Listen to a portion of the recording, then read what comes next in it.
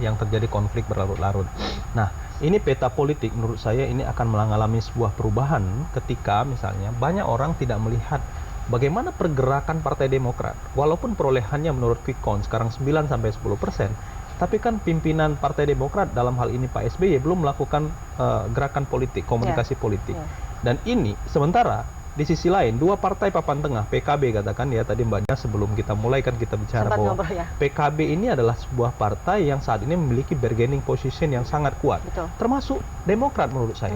Nah, kalau misalnya PKB ini nanti apa yang mereka tawarkan itu tidak kena pada poros PDI, pada poros Gerindra, menurut saya agak sulit PKB melihat pada poros Golkar, karena melihat dari caleg yang bukan caleg tapi capres yang akan diusung dari Partai Golkar memiliki tingkat elektabilitas yang masih kalah dibandingkan dengan PDIP dan Gerindra.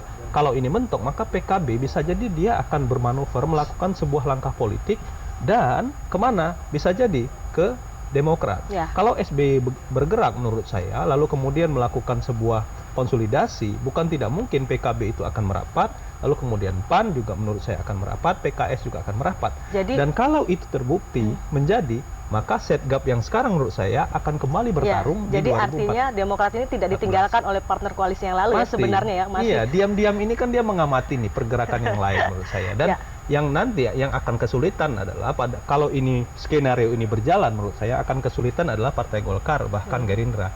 Karena P3 sendiri saya kira dengan islahnya ini tentu sekarang mempunyai sikap politik yang berbeda. Saya kira kita lihat langkah lah, apakah kita lihat perkembangannya nanti ke depannya akan melakukan evaluasi atau tidak. Baik, terima kasih Mas Heri Budianto atas perbincangannya pagi ini. Dan saudara, demikian dialog kami dengan Heri Budianto, Direktur Polkom Institut, terkait dengan caleg petahana yang gagal diduga karena politik uang.